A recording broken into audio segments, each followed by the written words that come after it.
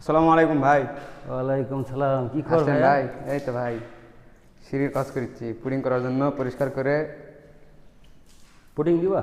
হ্যাঁ, পুডিং দেওয়া পরিষ্কার করলাম, পরিষ্কার রেতে পানি খাওয়াচ্ছি পুডিং করার জন্য। পরিষ্কার কিভাবে করলে এটা?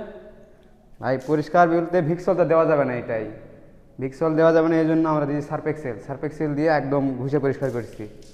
এটা আগে তোমার জানা ছিল না? না, এটা তো ভিক্সল তো দেওয়া যাবে না, কারণ ভিক্সল দিলে এসএস লাগাইছে আগে। যদি এখন যদি ভিক্সল দিয়ে তাহলে এসএসে আপনার কালো কালো দাগ পড়ে যাবে, ওই দাগ আর উঠবে না কিছুতেই।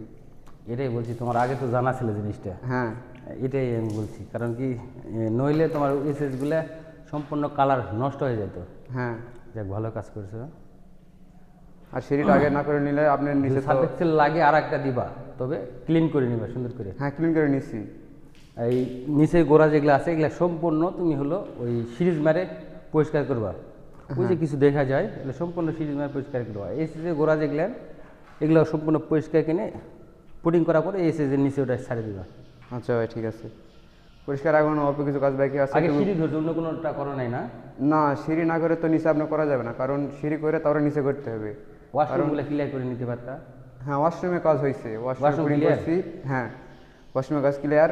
আর সিঁড়ির না কাজ করে তো নিচে ফ্লোরে কাজ করা যাবে না, কারণ সিঁড়ি না করলে আপনার ফ্লোরে যদি আগে যদি করে নিই তাহলে এখানকার ময়লা সব তো ফ্লোরেই পড়লো, তো আপনার তো কোনো লাভ হচ্ছে না, আবার সে কালো হয়ে যাবে। বুঝতে পারছি। তো এই জন্য আগে সিঁড়ি করে নিচ্ছি। রং মিস্ত্রি তো কালকে ঢুকতেছে না? হ্যাঁ, রুম মিস্ত্রি কালকে ঢুকিচ্ছে, কথা হয়েছে। আচ্ছা, দ্রুত তোমার এই কাজটা শেষ করে দাও।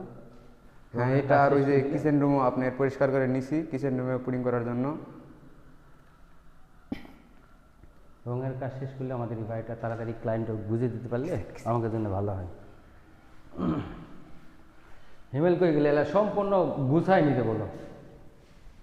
হ্যাঁ ভাই, ওইটা দিয়ে ময়লা রাখছি। যেগুলো আছে সম্পূর্ণ এক জায়গায় ফেলে দিতে বলো। হ্যাঁ, ওইটা দিয়ে রাখছি রুমে পানি না যাওয়ার জন্য, ওইটা না দিলে রুমে পানি যাইতে পারে। আচ্ছা ঠিক আছে না।